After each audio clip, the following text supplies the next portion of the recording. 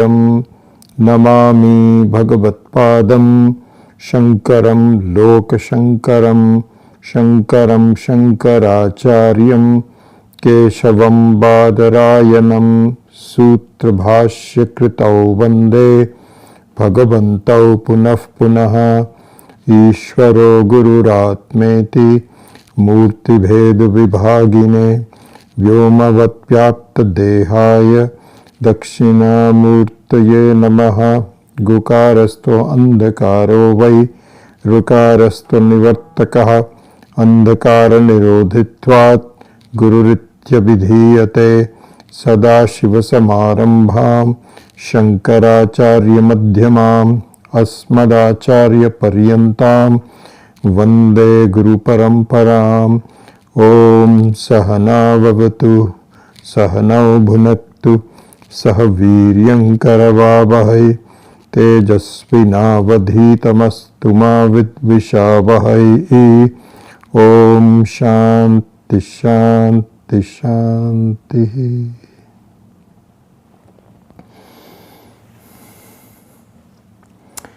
So we have been studying the elements of Nididhyasanam, and we are still in the middle of doing that.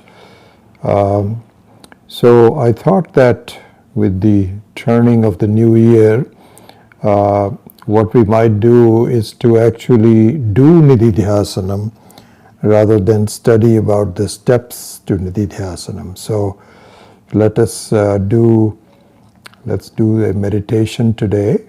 And I think then we will go back to completing the steps and perhaps then start doing meditation more regularly, or perhaps we can do so periodically, but let's do that today. So with that, let us do Nididhyasanam. Let me turn off these bright lights that are shining in my eyes.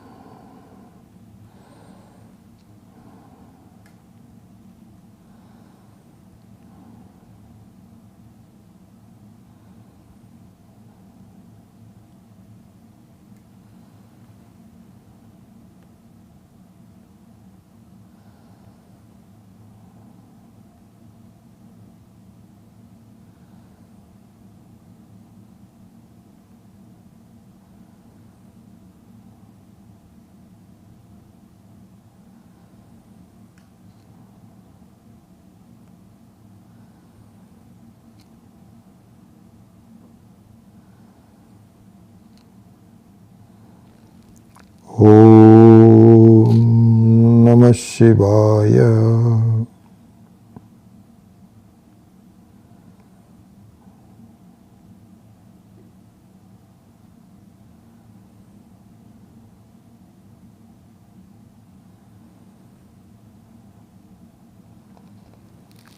I meditate on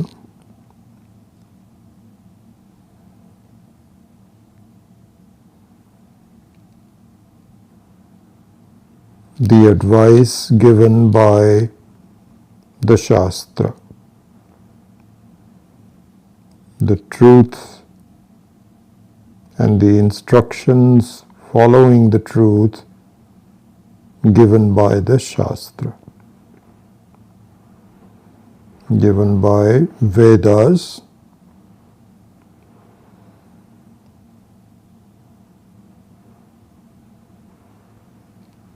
the Vedas say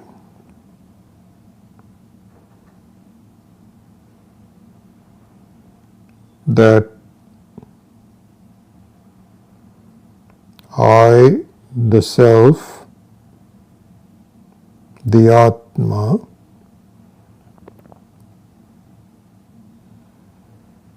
is an independent entity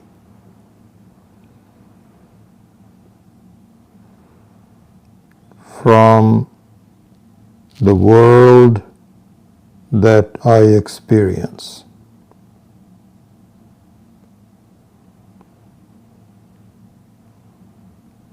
Asango hi ayam atma. It is unconnected.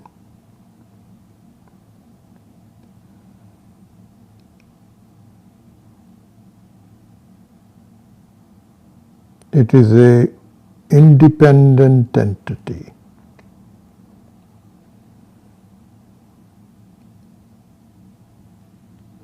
This is the truth,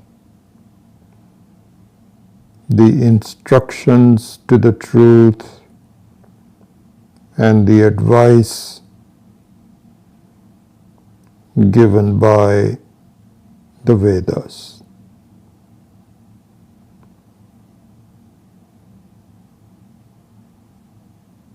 This, in fact, is given by Ishvara,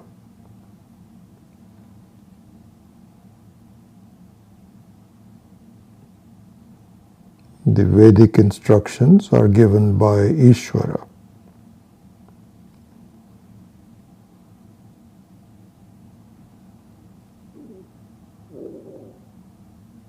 I meditate on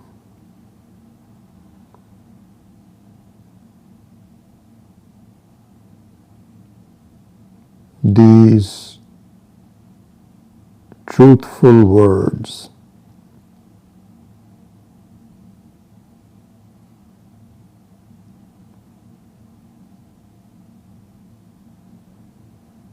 And to understand, to see what it really means to me.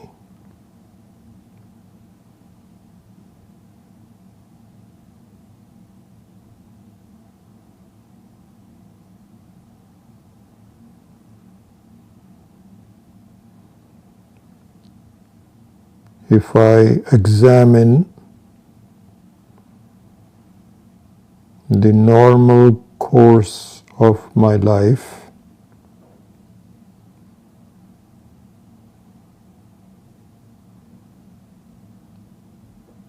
I see that my attention, my preoccupation, my experiences are all concerning the world around me and my thoughts, my reactions to the experiences of the world around me. This is what my life consists of.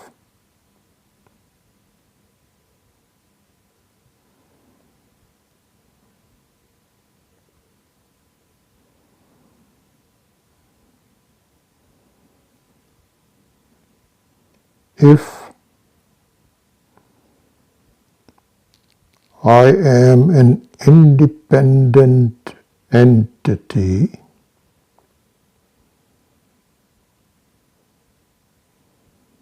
according to the Shastra,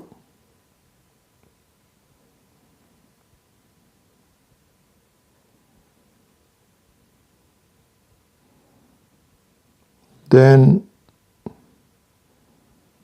does it not make sense to me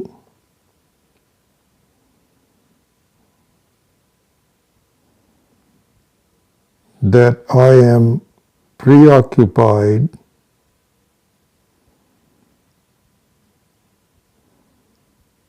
with things that have nothing to do with me?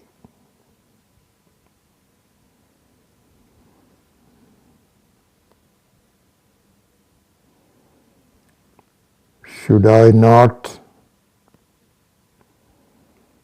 follow the instructions of the Shastra?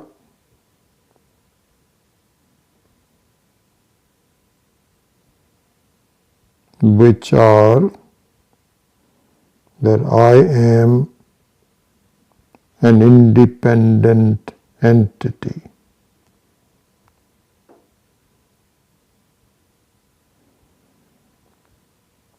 Why am I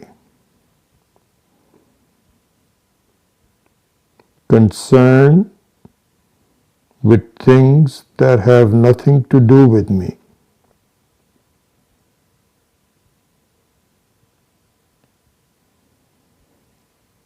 Should I not at least begin to think about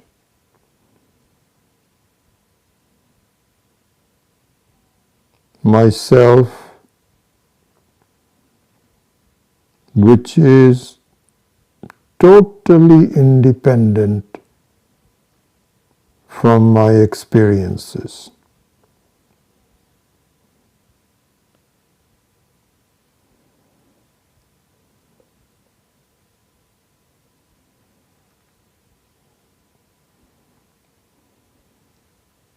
Nididhyasanam, the Vedantic meditation,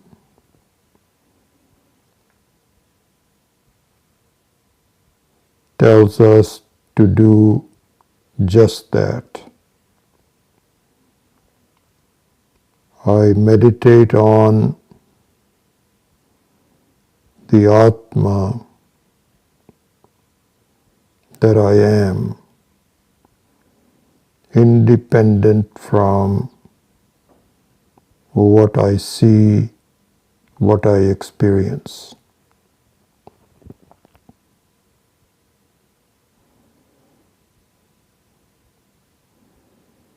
Any concern,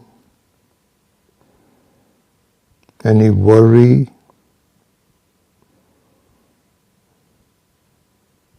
about my experiences, the ones that have happened in the past,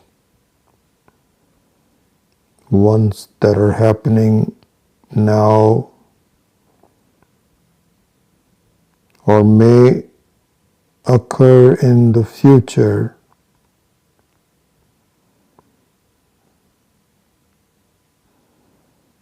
is totally unnecessary.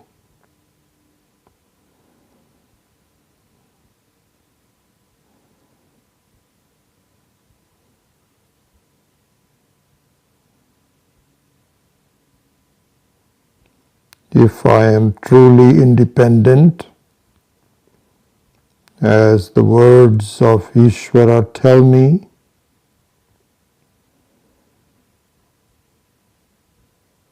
then I should meditate on myself, not on things that are unconnected to me.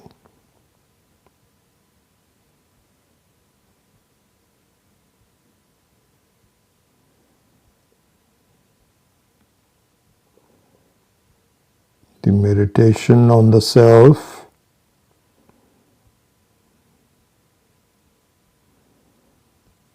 is eventually the path to freedom and unconditional joy.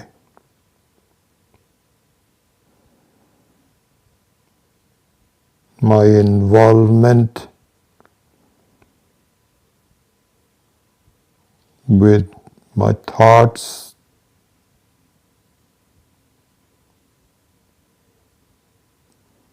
with the world,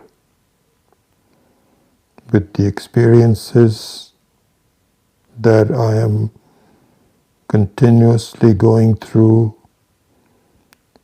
is totally unnecessary. Totally.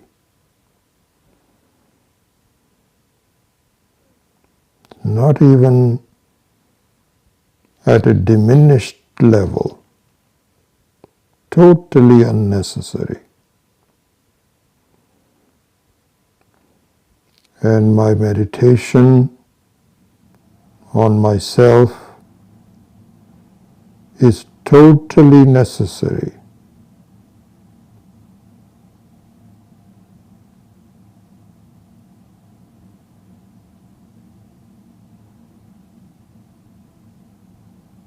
I may not be able to follow through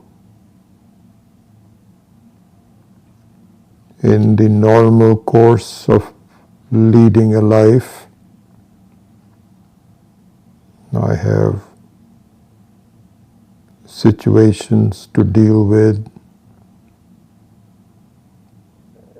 work, relationships, etc. But the least I should do is to find an occasion to do meditation on myself.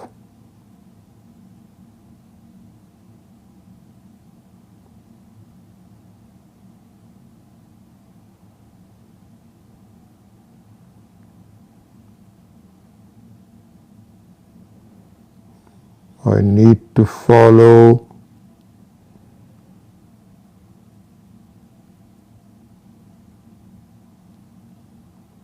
the advice and the instructions from the Shastras on how to do that. But it is for me to take the steps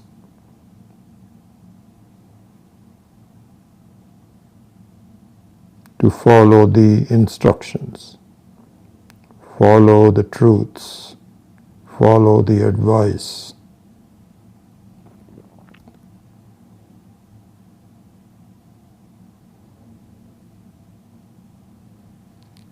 I have to develop an appreciation, a discovery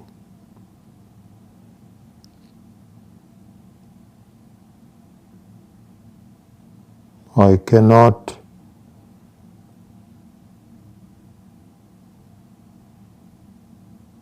develop a love, a joy of discovery until I begin to take the steps.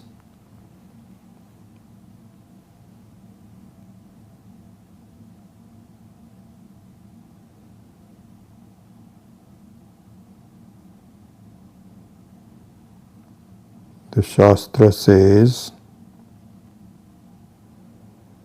you are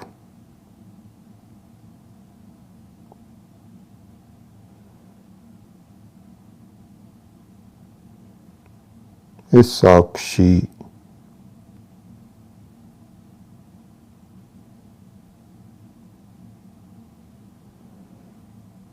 The word Sakshi, the witness, has amazing implications.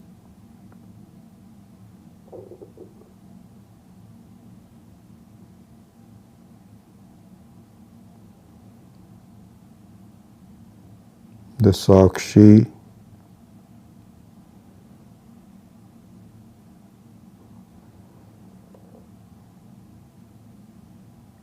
does not change.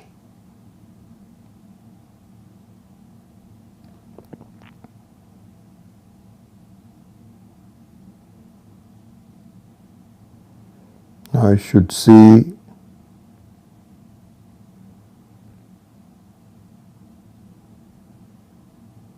that I am a Sakshi.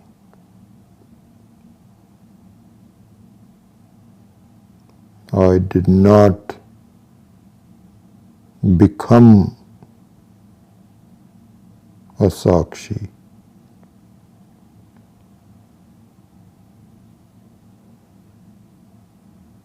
It's not as though I was ever not a Sakshi.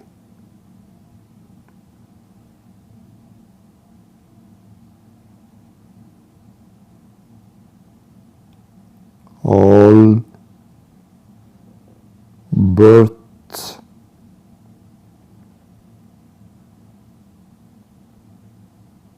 changes, experiences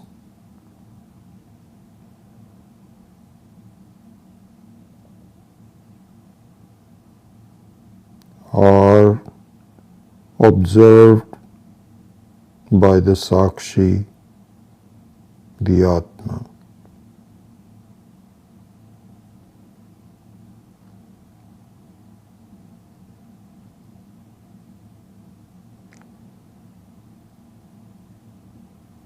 The name of the Atma,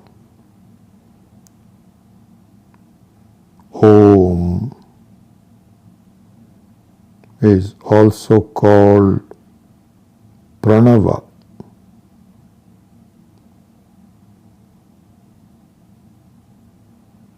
Pranava is a very meaningful word.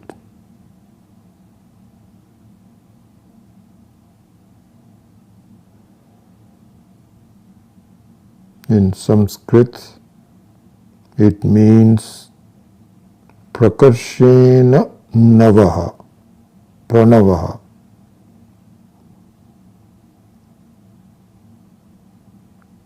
Prakarshena means totally, absolutely. Navaha means new. So Pranava means forever new.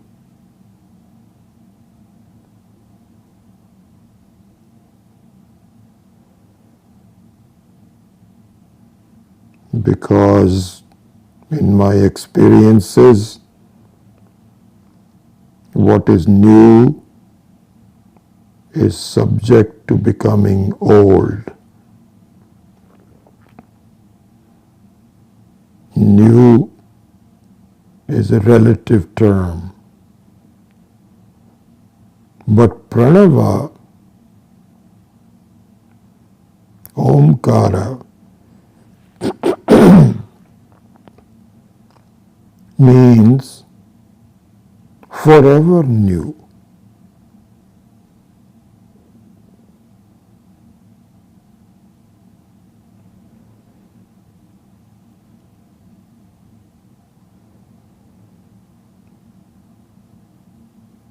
Pranava refers to the Sakshi. Appreciate this.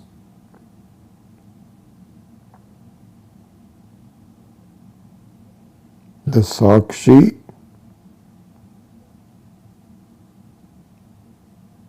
does not get old.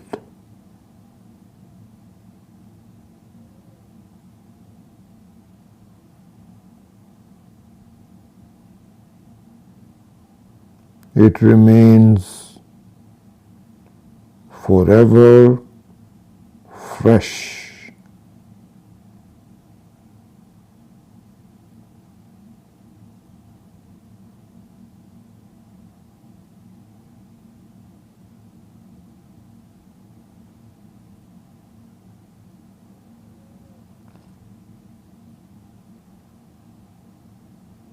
This is the Atma. This is the Paramatma. This is the Jivatma. This is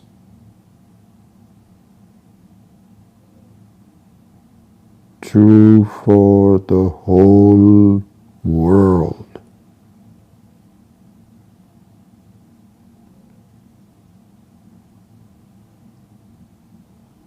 Everyone is a Sakshi.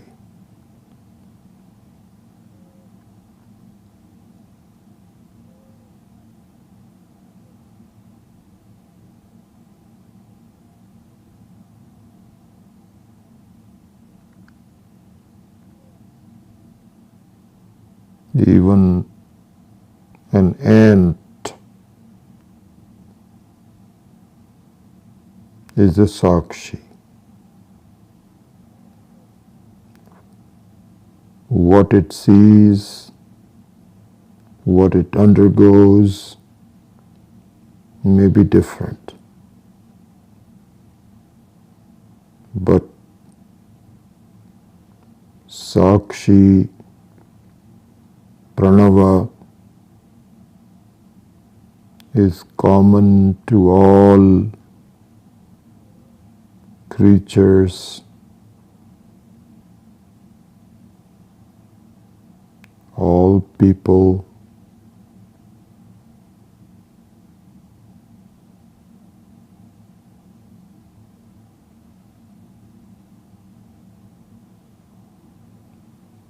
that's me.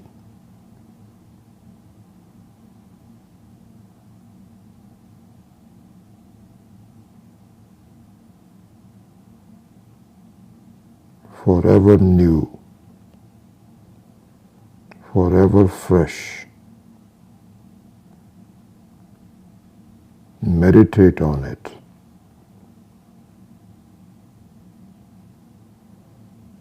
Instead of meditating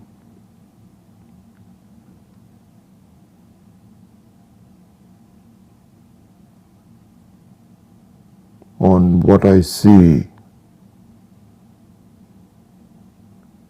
meditate on the glory of the one that sees. Pranava, Sakshi.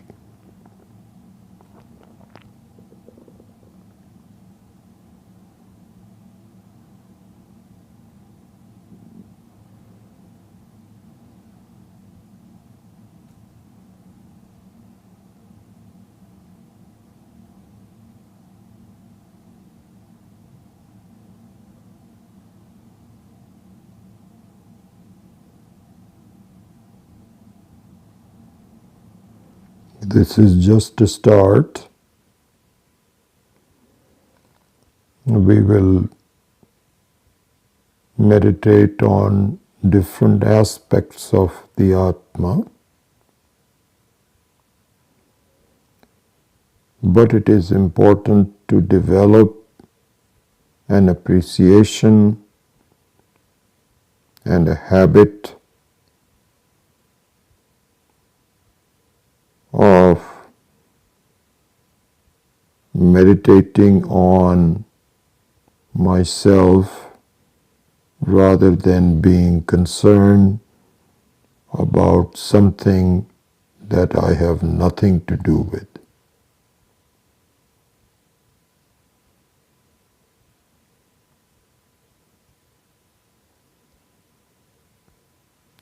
Om Shanti Shanti Shanti.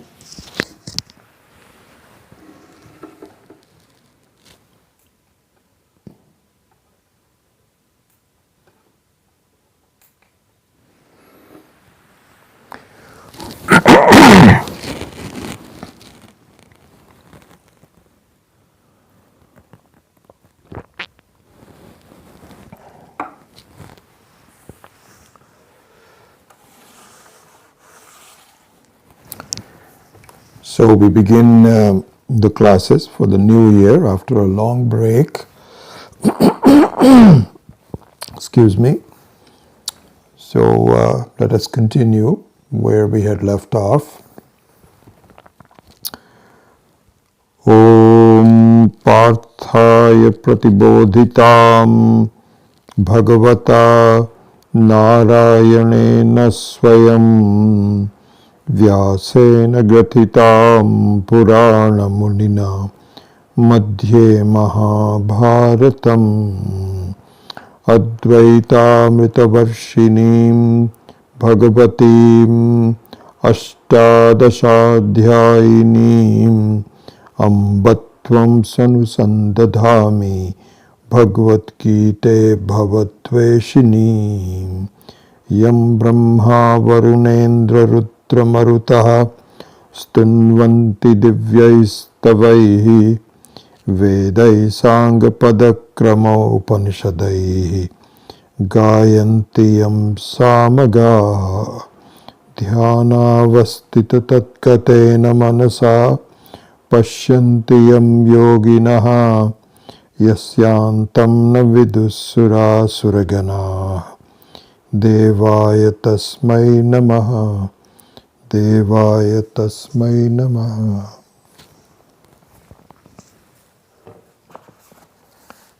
So we are going over verse number 21 of the second chapter. So let's just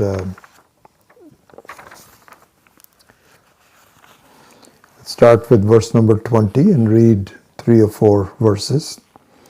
Na jayate mriyate va kadachit nayam bhutva bhavita va na bhuyah ajo nitya shashvatoyam puranaha na hanyate hanyamane sharire veda vinashinam nityam ya enam ajam avyayam katham sapurushav partha kam ghatayati hantikam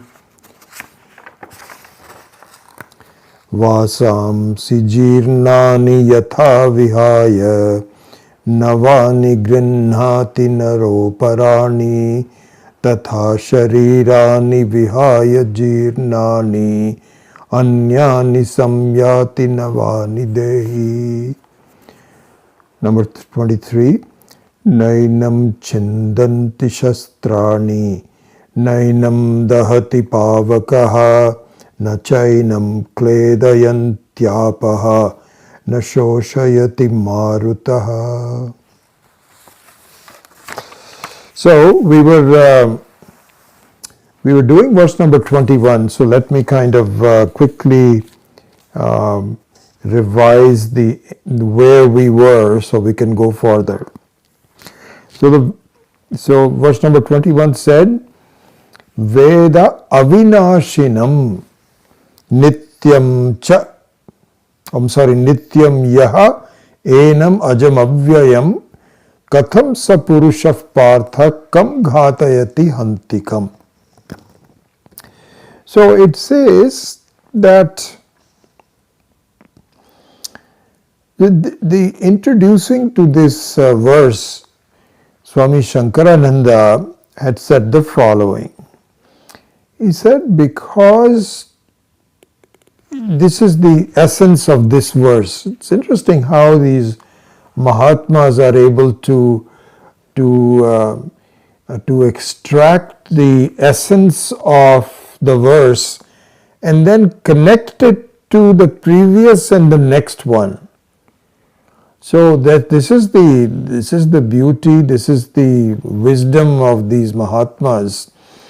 So it says that Sri Krishna is saying that if this Atma is avinashinam, it is not subject to destruction, and avyayam does not even change, and it's nityam, it is constant, as we saw in the meditation. The Sakshi is not something which is subject to being changed, or as later on he will say, nothing can hurt it, nothing can happen to it. If this is the case, then he says, Katham sa purusha partha kam ghatayati hantikam. Then what is the sense of saying that I will kill it? You cannot kill it. You cannot touch it. So this is the truth about the space. You cannot pollute it. It doesn't have any color to it, as we saw in the last class. No blueness is possible. This is stupidity to say I can change the space. You can't. It is not available for you. Therefore, this is the essence of this verse. So I can even read this this section on page number 65, which we went last time, introducing the verse number 21.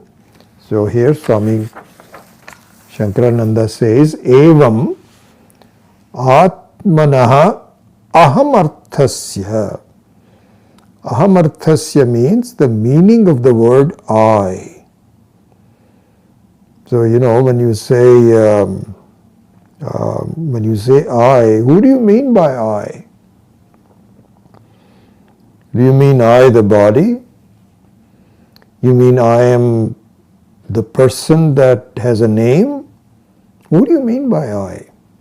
So here he says that really I should be the one that doesn't change, because I can take up a new name and then I'm a different person, or my body also is changing, so I'm a young person, old person, all those are changeable, but I doesn't change. So this is called ahamarthasya atmanaha nirvikaratvam. Because it does not have any vikara, it has no changes to it, nothing of that. Nityakutasthasya asangachat rupata tad etat paramarthikam tattvam iti pratipadya. So again, just as going into this sentence, he says that Shri Krishna having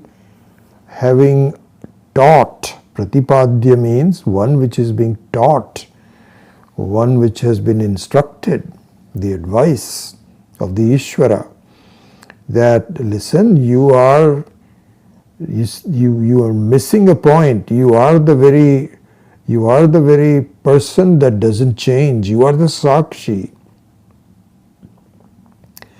Idrisham atmatattvam viditavataha vidushaha. So he says, in this manner, if a wise person grasps this, because the issue is that the truth being the same, it may not be grasped by a particular mind. Just like in our life also, that a person who is, until you can become an adult, then all the issues with respect to the adults cannot be taught to a youngster. When we talk to a 2-year-old, then you talk differently. You cannot just say, this is the truth, don't you understand it? No, it cannot understand it. But if there is a vidushaha who is now mature enough to say, my goodness, this is the truth. Yes, a lot of the problems in life and so on are to give you certain experiences and certain wisdom and certain inquiry. And so you come up to a point, then you say, okay, this is the truth about it. I hadn't thought about it. I couldn't grasp it. If you do this Atma Tattvam, then Sarva Karma Sanyasaha Eva Adhikaraha Na Anyatra Iti Suchayitum Aha Veda. So this is the essence of this verse. What is the essence of the verse? It says that if you understand the truth about the Atma, then nothing needs to be done. There is no sarva karma sannyasa. Sarva karma means totally you don't have to do anything because you are already what you are. Karma is only done when you want to change something. I'm not happy with my life, therefore I have to do some things. This is what the reason for the karma is. But if you discover that you are the very person that you are seeking to be, then there is nothing to be done. Then you just observe and enjoy and just live a life which is free of any concern, any problems. This is what is called sarva karma sannyasa. Here, our acharyas all say sarva karma sannyasa means that all thoughts of concerns, worries, bhaya means to be the fearfulness. This is what our life is. We are always concerned about, okay, what is going to happen next, and so on. And so all of those are gone because you have already discovered you're untouched by any one of those. This is what is called sarva karma sannyasa. So he says that one who understands this alone is qualified. Adhikara. Adhikara means your qualifications. If you are not understood this, then you have to keep on doing karma. Keep on doing karma. But if you understand this, there is nothing to be done. Kritakrityata. What is to be done is already done. I'm finished. That's over. So this was the introduction to the verse that we saw, and then we were going through the verse number 21. When we were going through the verse number 21, there was an objection. There are several objections, but one of them was, well, when you say sarva karma sannyasa, maybe what Krishna said is, because the words are saying it, kam hanti, kam ghatayati. Hanti means to kill. Ghatayati means one that is causing to kill. You may not kill directly, but you hire somebody else to kill. So the first objection is, maybe Krishna says, when you say, he says, I don't understand how could you jump to sarva karma sannyasa. All actions to be given away. Maybe what Krishna wants is only the bad action should be eliminated. Killing is a bad action. To injure someone is not a good action.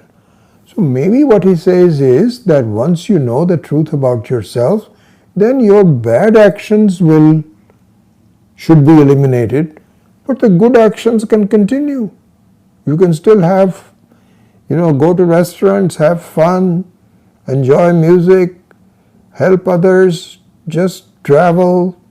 Maybe that should be okay. So the answer to that is, I'm sorry, no.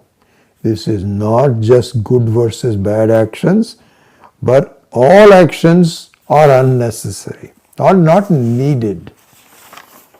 Because, this is what the Shastra says repeatedly. Don't just say that papa karma should be avoided, punya karma also should be avoided. All karma should be avoided. In the meantime, unless you understand it, you can keep on doing some karmas and based on prarabdha karma. And so there nishiddha karma should be avoided, prarabdha karma should be given, that is okay. But in terms of where your focus is going forward, even punya karma, should be avoided. So the question is, why should I avoid punya karma? Is this fun? Because when you do punya karma, you are enjoined to reap the benefits of the punya karma. So you will have to be reborn again, you have to exhaust all the vasanas and so on, and that is just going to delay things. This is exactly what happens. You go to teach people who are doing very well. I am just surrounded by my friends. Honestly, this is so interesting. I am totally a misfit amongst my friends and acquaintances and so on, who are all enjoying the fruits of having done something very good. They have made a lot of money. They are all pleasantly occupied. They've got good families. They've got good children. Everybody is good. I'm not saying it's bad, but all I'm saying is that I am surrounded by people, and even the talk of Vedanta, they don't understand why. What is to be done? This is like 5 years ago. It was so interesting. I think you may recall I is one of those rare ones where my wife and I were invited to join a couple of family members and one other friend for a cruise to, we went on Northern European cruise for a week about 5 years ago. We visited Russia also, St. Petersburg and so on. So anyway, there's like 6 or 8 of us, and one of the couples was a good friend of ours, and so we spent 1 week with them. You spend 1 week with the people, then you basically you spend a lot of time asking about their family, their kids, their work, when are you retiring, and so on. But it was so interesting. This is what I just said. At the end of 1 week, this couple that we went, our own family, of course, we knew a couple of people. But this other friend never once asked about what I do, what I teach. Never. And this is breakfast, lunch, dinner, talking, this, that, or the other. I thought they might bring up and saying, what is all this? What are you doing? How come you're spending so much time teaching? So on and so forth. No. Absolutely not. Because they feel this is totally irrelevant. It has nothing to do with their lives. So this is exactly what happens. We don't really, Punya karma, this is what the point I'm making is, punya karma also keeps you away from an inquiry. I'm not saying that you should start studying Vedanta, but at least you should have a sense of what is going on, what is the truth behind it.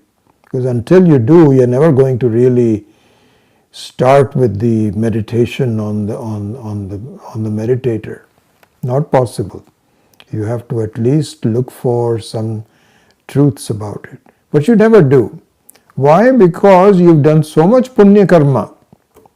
So anyway, all of this was, even punya karma should be avoided. Sarva karma sannyasa.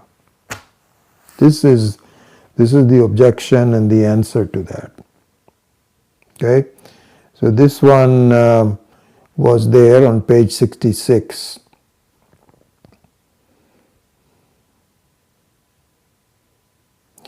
Right, then there was another objection.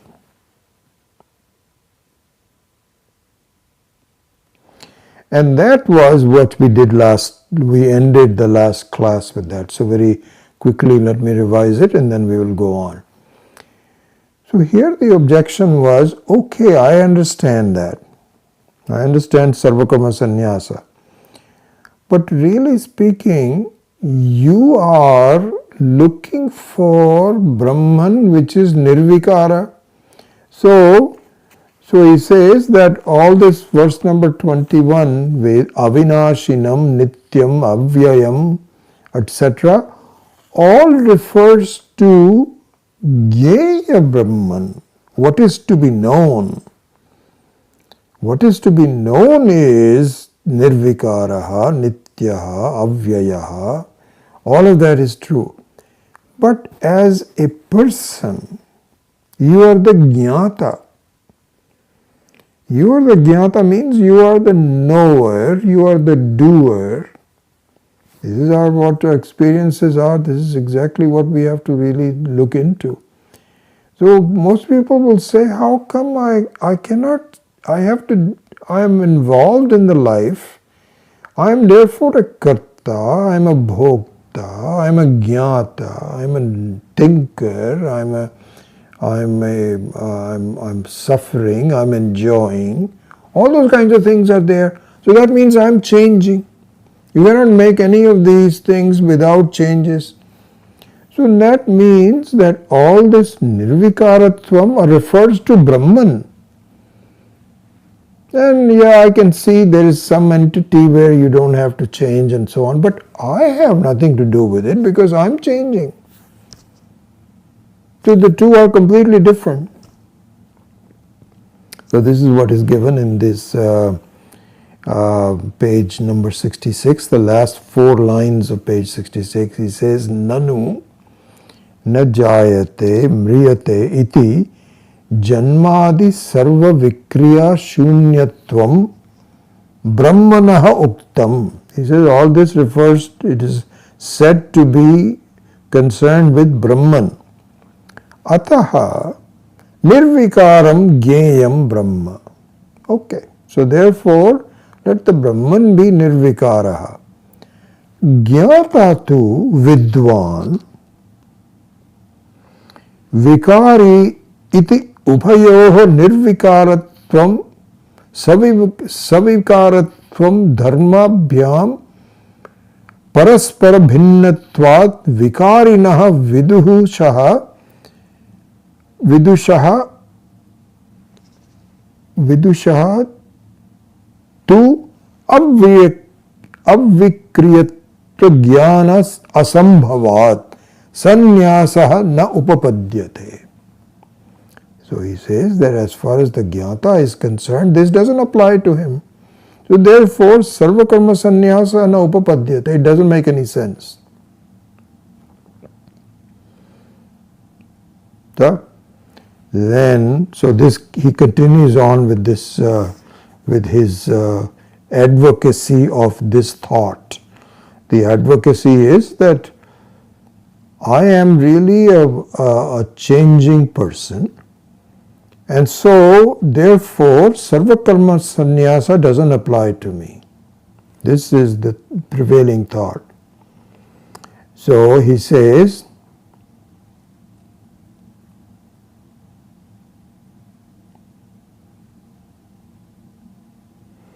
but then there is a long answer to this. And the long answer is that, so it starts with, so let me tell you exactly, if you want to follow the commentary, I am not going to go through the long commentary, I'll just summarize it for you. But the long commentary starts with, this is the 3rd line of page 67. And it ends with the objection and starts with what is called samadhanam. Samadhanam means to adequately answer the objection. So this is given in the 3rd line of page 67. So he says, karma sannyasa anupapannaha eva iti chet. So this is how these objections are summarized. This is how they are articulated. So he says, Iti chet means what if? What if we bring this point of view? What about this view that Sarvakarma Sannyasa doesn't make any sense? Then he says the Samadhanam starts with Bhavan atra prashtavyaha. So the answer begins by saying, let me ask you this. Somebody says, no, it doesn't make any sense. So then I say, let me ask you this. This is what is meant by Bhavan atra prashtavyaha. He says, who are you talking about when you say I? So then he goes through the very sequential analysis. Are you talking about the body? And which body are you talking about? Are you talking about the waking body or the swapna body, your dream body? Because there are two bodies. Is that what you're talking about? Because it doesn't make any sense. Are you talking about prana? You're taking breaths, breathing? Is that what you're talking about? No, it doesn't. So it goes through all the Panchakosha Viveka and answers the objection by saying that all of these objections I am saying do not apply to you who is the Atma. It may apply to the body, the prana, etc., sense organs, etc. That I'm not concerned with that. So therefore, in the end, so this goes on the rest of the page 67, rest of the page 68, and through the 69. Long analysis. And if you're interested, you can certainly go through that. But I'm just giving you the essence of it just to make progress on this.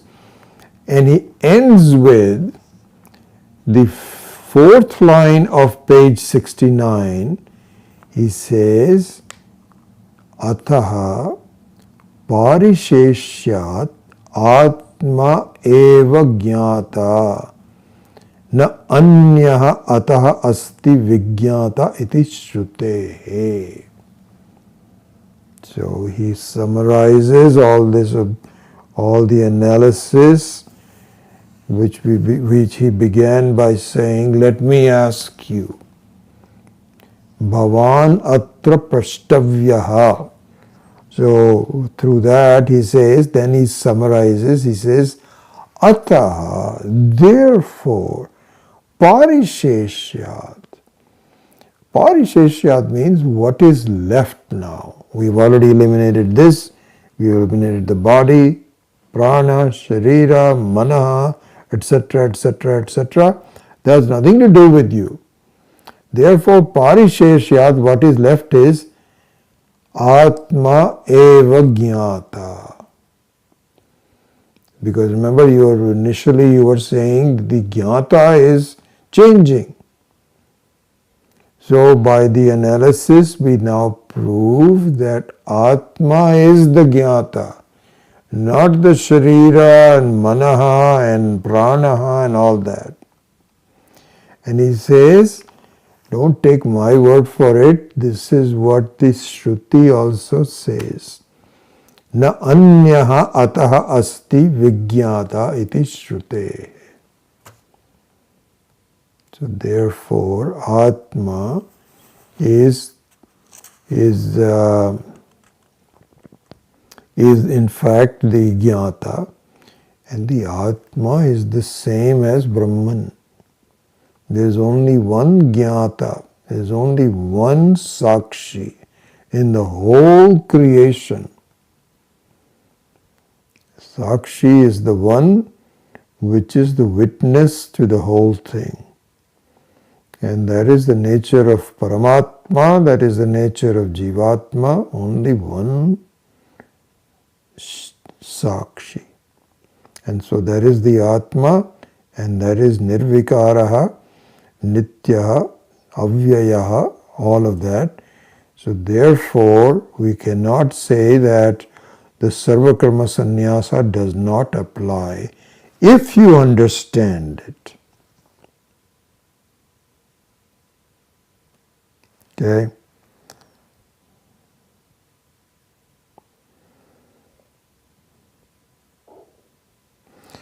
So then there is in the ending a new doubt, a new Shanka. So the Shanka is, so here,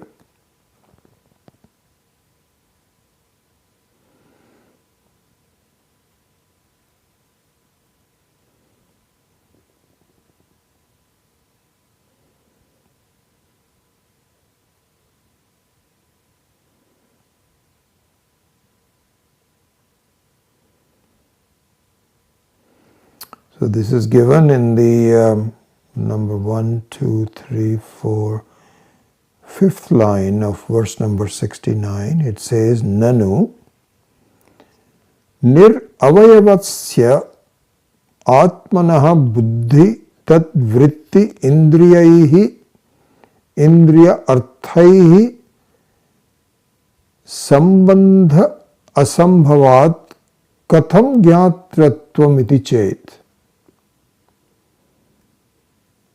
So he says, wait a second. Okay, I accept that the Atma is the Jnata. Okay, that's what you've proven to me, and I am persuaded that the Atma is the Jnata, not the Buddhi is the Jnata, not the body is the Jnata, the one who is experiencing things and so on. It is not the Buddhi, it is the Atma alone who is the Jnata. I accept that. But then, that means that the Atma has to depend upon the Buddhi to be a Jnata, isn't it? Because how is the Atma going to live a life? It can only live a life through its combination of body, mind, etc., etc. So that means that it is connected. This is what he is saying. How is it possible? Buddhyadibhi adhyasik, no sorry, nirayavatsya, I was giving the answer. Nanu niravayavattvasya atmanaha buddhi tad vritti indriyaihi sambandha abhavat katham gyatratvam. He says sambandha, if there is no sambandha, how can it become, how can it even lead a life? Good question. So the answer to that, which is really an important thing that we should keep in mind, this is where the advanced thinking, the advanced means very final way of looking at things, nothing new, but we keep forgetting the focus on that, is that sambandha is not real. It just appears to be that. So that's what he's saying. He says, so Nanu, we've already done through this, Gyatratvam iti chet. Again the question. Now he answer. Buddhyadibhi adhyasika sambandhasya sambhavat vikriyatyasya api atmanaha gyatratvam siddhyati. This is the answer. Adhyasika sambandha. Adhyasa. Adhyasa is janya. It is born out of an error. So he says that through the error it is possible. There is no real connection. No real connection, but through adhyasa it is possible. This is the central teaching of Vedanta. This is how Vedanta distinguishes itself from all other schools of thought, who thinks that this is a real situation and we have to really deal with the reality of the situation. That leads to all kinds of things. Then I have to refine my mind, I have to do the right things in my life, I have to do punya karma, and maybe I can go to Swarga.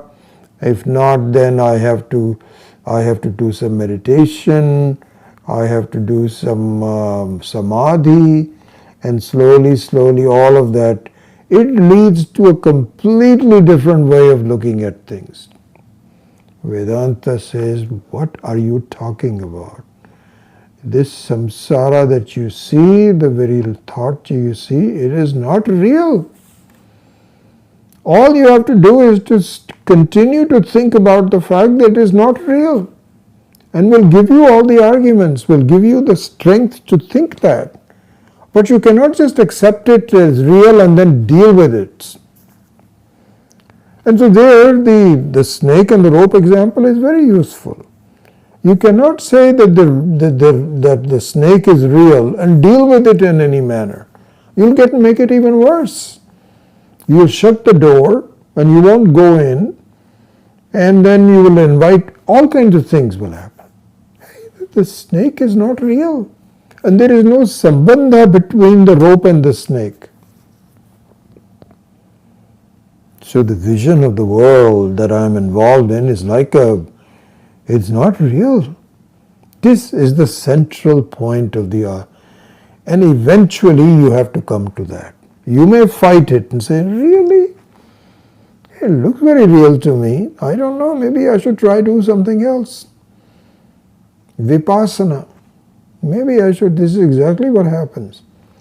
You go through and you do, vipassana, this Buddhistic meditation, where you go to Texas for 1 week, and there you cannot talk at all. You have to be very quiet. Any thoughts, you have to just shut it up. And for a while you feel, wow, this is good. I don't have to worry about anything, everything is okay, and so on. Is that real? Don't you have to come out of it again? I remember talking to a person about this, and she was telling me, oh, Vipassana. I went to Vipassana. And I had no idea what Vipassana was.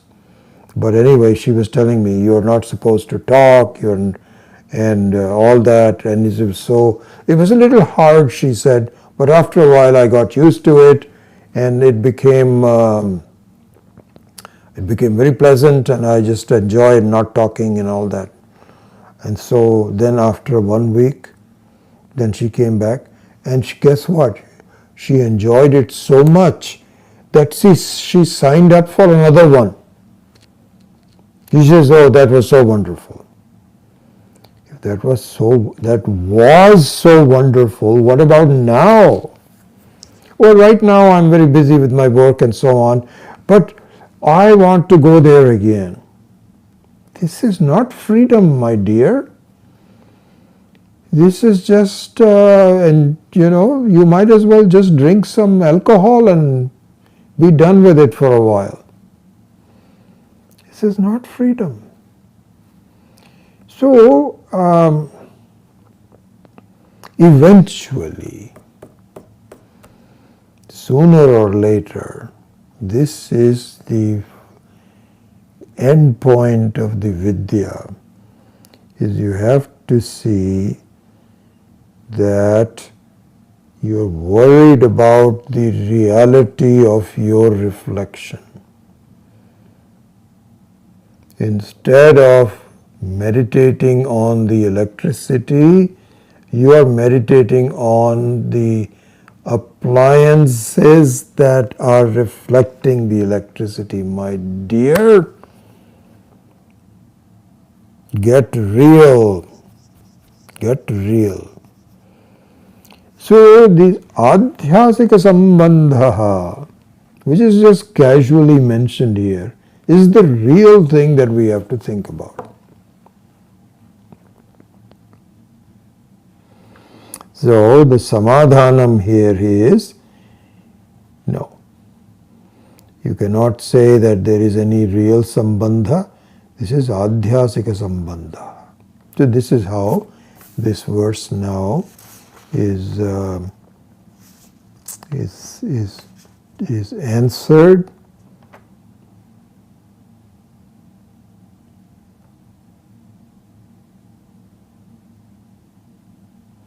And then it gives all of the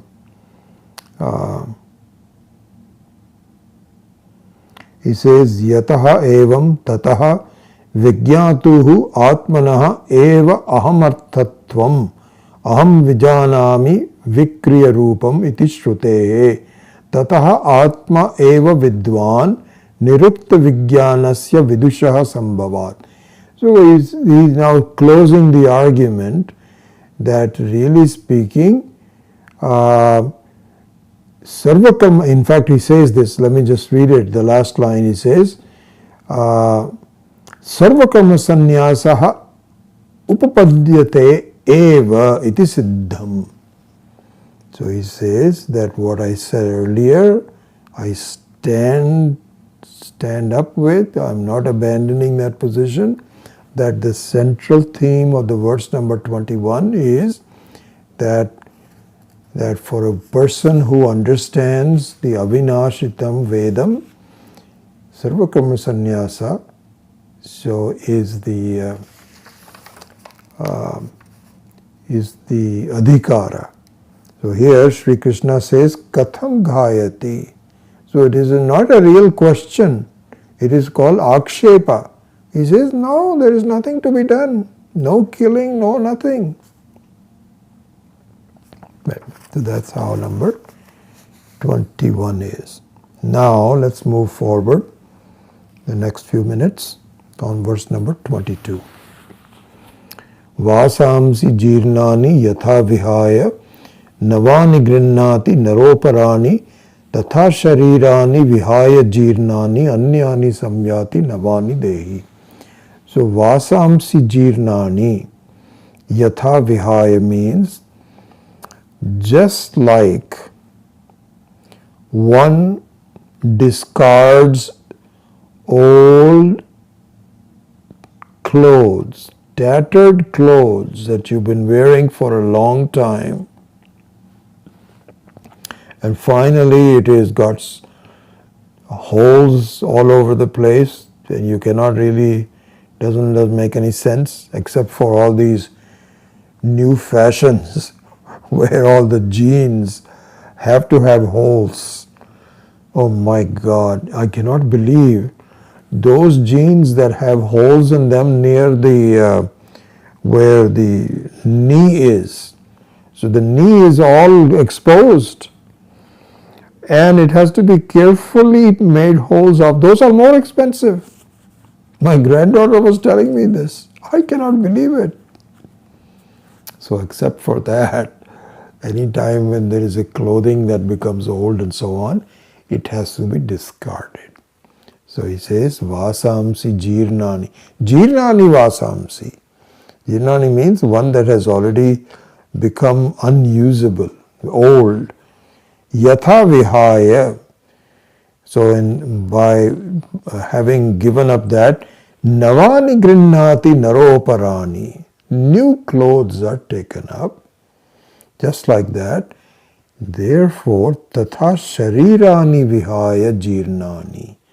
So similarly, giving up the covering of, because the clothing is a covering. Clothing is a covering. So therefore, the example given is that even the sharira is a covering. It's something that covers the Atma. And it does. It doesn't really cover the Atma, but it has the sense that I'm inside this sharira. So that means that the sharira is the cover for me. This is the sense that people have. Not people, anybody who hasn't studied the Vedanta has that. So, tatha sharirani vihaya. So therefore now this covering is getting very old. It's getting very, very old. It has to be given up. Anyani samyati navani dehi. So a new body is taken up. New body is taken up. I mean, it's interesting. In the last 2 to 3 weeks, I've really had so many people that have died. Starting with Bimla, our own student here, Bimla Kishore. She met with a car accident, as you know. So she died. I went to her funeral. And then my sister died with a heart attack. And then another friend of ours, a very good friend, Satish Gupta, who actually came to our November 19th event and attended the Aim for Seva event on November 19th. I talked to him very briefly before. I had not seen him for a while, and I said, Satish, I'm so happy that you're here. So he had gone to India to attend some weddings, and this just happened 2 weeks ago. He contracted some kind of an ear infection, and so the ear infection was very painful. He went to the doctor, and before his eyes, within a couple of days, the ear infection went into his brain, and it became, what's the name of it? I forget, what's the name of? Meningitis. He contracted meningitis within a day or so and died. Amazing. So, I just experienced three deaths of the people.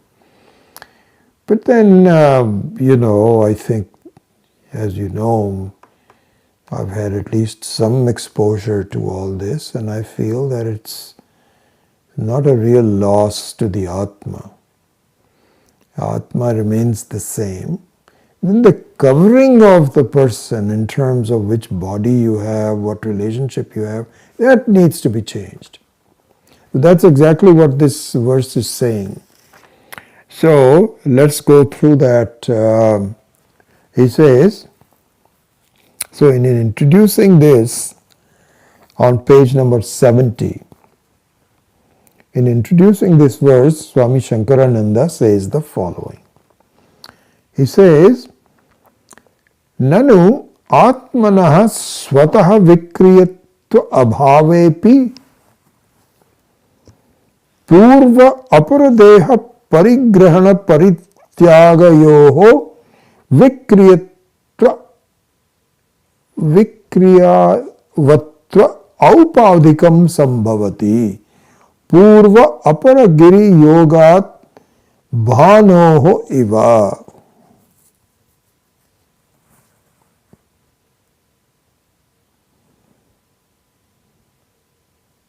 So that's interesting. So again, let me read it one more time, then I'll explain it. He says, Nanu. Nanu means, wait a second, I don't understand this. Atmanah swatah vikriyavatva abhavepi purva aparadeha parigrahana parityagayoho vikriyavatva tvam aupadhikam sambhavati purva apara giri yogat bhanoho iva. Bhanu means the sun. That's the name of the given. Sun has so many names, it's unbelievable. One of them is called Bhanu. He says, wait a second.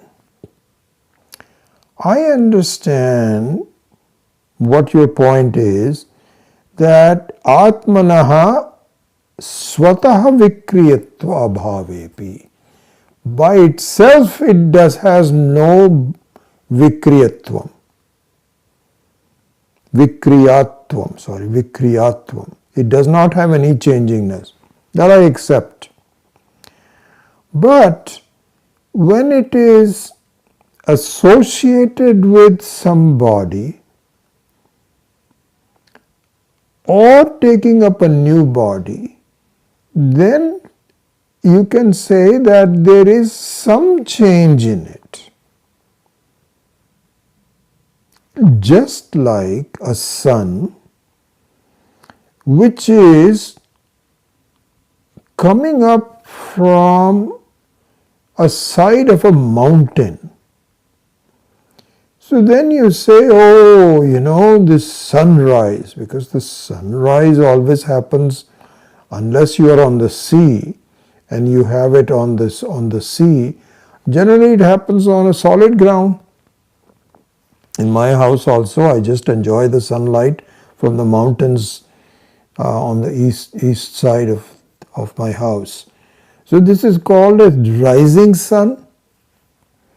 And then in the evening it sets into some other mountains, it's called setting sun. So isn't there some rising sun and a setting sun? So there are two kinds of suns. So similarly, the Atma which is associated with the previous body is the rising Atma, and when it is taking up a new one, it's called a new Atma, isn't it? It should be done like that. So now if I read the sentence, it will make sense to you. He says, Nanu Atmanaha Swataha Vikriyatvatva Abhavepi. Even if it is by itself not changing, Purva Aparadeha Parigrahana Parityagayoho. Purva Deha Aparadeha. Previous body, new body. Vikriyavatva Aupadikam Sambhavati. So through a secondary way it is always changing. Shouldn't we at least accept that some secondary? It may not be primary, but at least it's a secondary. Just like Purva Apara Giri Yogat. Giri Yogat means the mountains which is Purva, rising mountain, and setting mountain. Yogat Bhanoho Iva.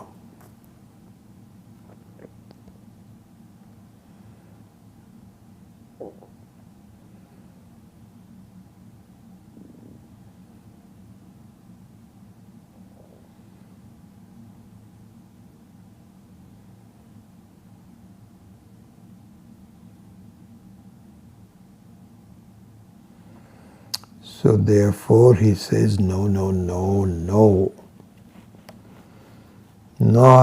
You cannot do it like that, because if you are wearing an old set of clothes that are no longer serviceable, you need to throw them away. This is what happens to us. We get so attached to the old clothes, even though they are tattering and becoming unusable, we still keep on using it somehow or the other. But finally comes a point and he says, I better throw this away. And you pick up a new one. What is the change in you? There's no change in you. Yes, people can see you in a different way and says, this is what happens sometimes. This is what happens. Sometimes you get new clothes and you feel, wow, people will notice me. And then your own family doesn't notice it. And you feel very disappointed. Hey, I'm wearing some new clothes, don't you see that? So you have to point it out. Hey, by the way, this shirt that I'm wearing, this is brand new. And people say, oh, really? I thought you already had it. So you feel very disappointed. I spent all this money buying some new clothes and people don't even notice it. Well, this is good. You are nothing to do with the clothing. So this is what this whole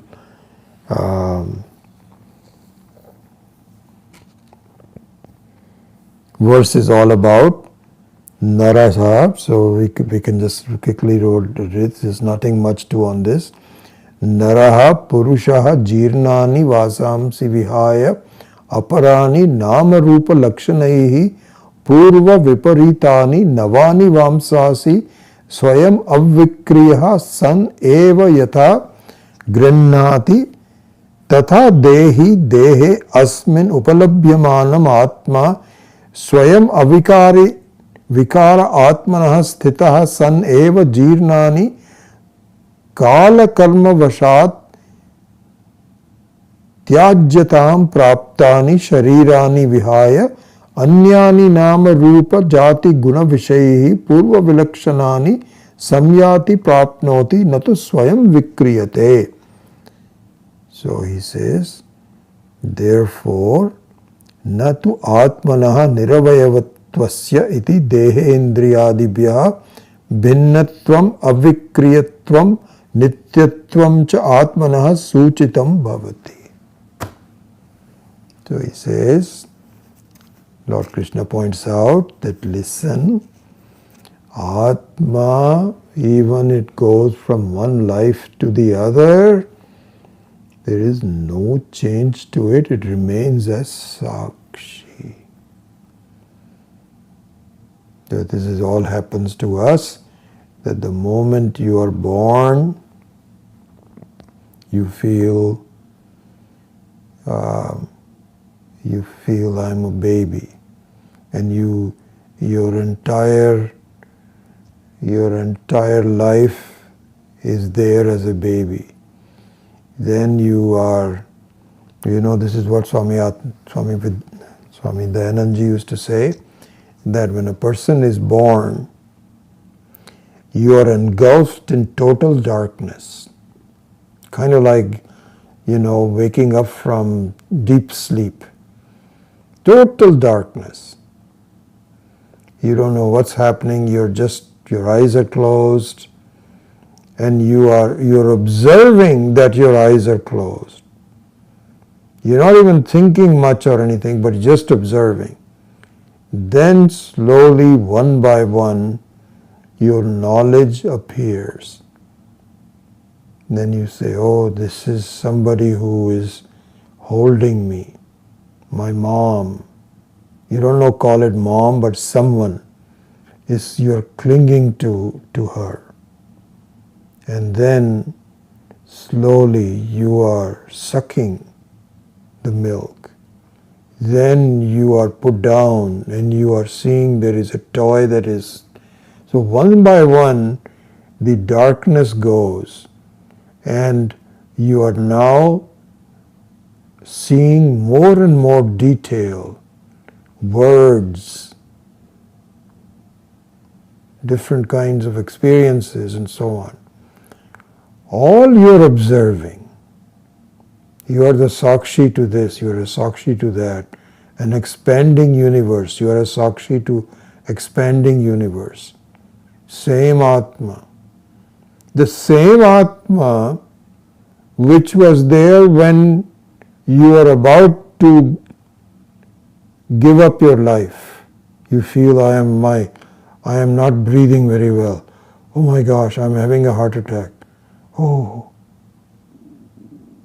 same Atma. And now that the body is a brand new one, you are born as a new baby. Same Atma. Same Sakshi. See what happens. This is the play of life. So therefore, it is It is not like a rising sun any different, it is the sun. You may call it the rising sun, you may call it the setting sun, it is the same sun. Vasamsi jirnani yatha vihaya. So with that, verse number 22 is also covered, and we will go to the next verse next time. Om asato ma satkamaya tamaso ma jyotirgamaya mrityorma amritam gamaya. Om purnamadav purnamidam purnat purnamudachyate purnasya purnamadaya purnamevavashishyate.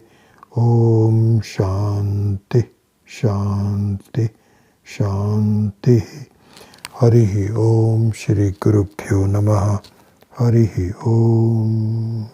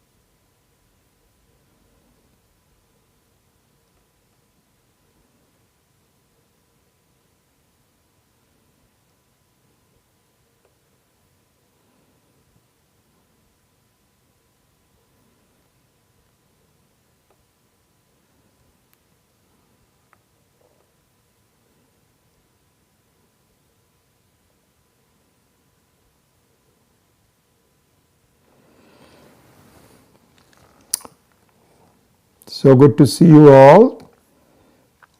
Happy New Year to all of you.